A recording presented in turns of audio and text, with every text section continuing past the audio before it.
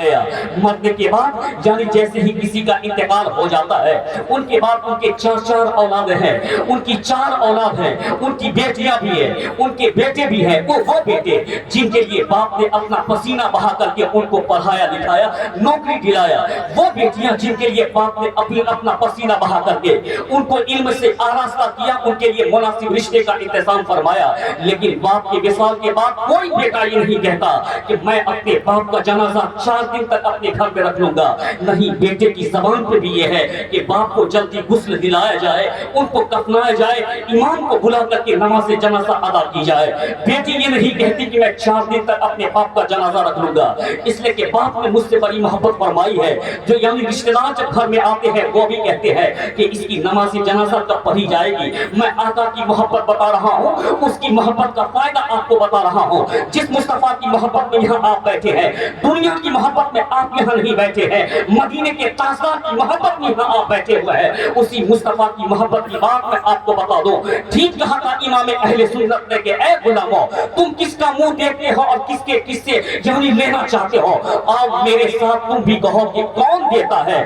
دینے کو منہ چاہیے, دینے والا ہے سچا ہمارا نبی. میں کہتا ہوں کہ اس امام کا کوئی جواب نہیں, اس امام کی نہ عشق کا جواب ہے, اس امام کی نہ عقیدت کا جواب ہے, اس امام کی نہ تصنیف کا جواب ہے, اس امام کی نہ تحریر کا جواب ہے, اس امام کی نہ علم کا جواب ہے.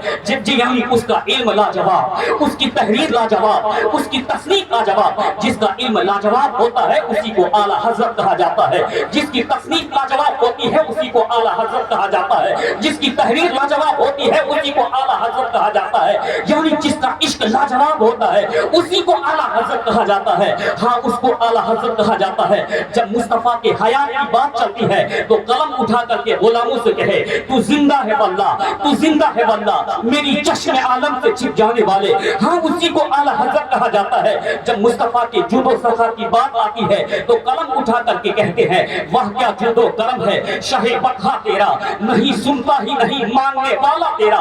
ہاں, اسی کو اعلیٰ حضرت کہا جاتا ہے. جب مصطفیٰ جانی رحمت کے سماعت کی بات آتی ہے تو قلم اٹھا کر کے کہتے ہیں دور و نزدیک کے سننے والے وہ کانے لالے کرامت پہ لاکھوں سلام. ہاں, اسی کو اعلیٰ حضرت کہا جاتا ہے. جب مصطفیٰ کے حسن کی بات چلتی ہے تو قلم اٹھا کر کے کہتے ہیں وہ کمال حسن حضور ہے کہ گمان نقص جہاں نہیں, یہی پھول خار سے دور ہے, یہی شمع ہے کہ دھواں نہیں. جب مصطفیٰ کے کیریکٹر کی بات آتی ہے تو قلم اٹھا کر کے کہتے ہیں تیرے وصف تو عیب تنائی سے ہے بری, حیران ہوں میرے شاہ میں کیا کیا کہوں تجھے, لیکن رضا نے ختم سخن اس پہ کر دیا.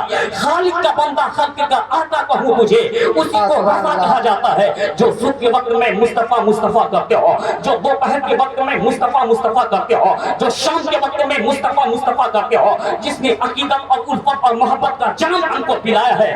آج دنیا پکار کر کے کہتی ہے ڈالتی قلب میں عظمت مصطفیٰ سیدی اعلیٰ حضرت پہ لاکھوں سلام. آج دنیا پکار کر کے کہتی ہے کہ ڈالتی قلب میں عظمت مصطفیٰ سیدی اعلیٰ حضرت پہ لاکھوں سلام. جب بات اعلیٰ حضرت کی آئی ہے تو ایک نقطہ آپ کے سامنے بھی رکھوں, پھر میں اپنی تقریر کو آگے بڑھاؤں.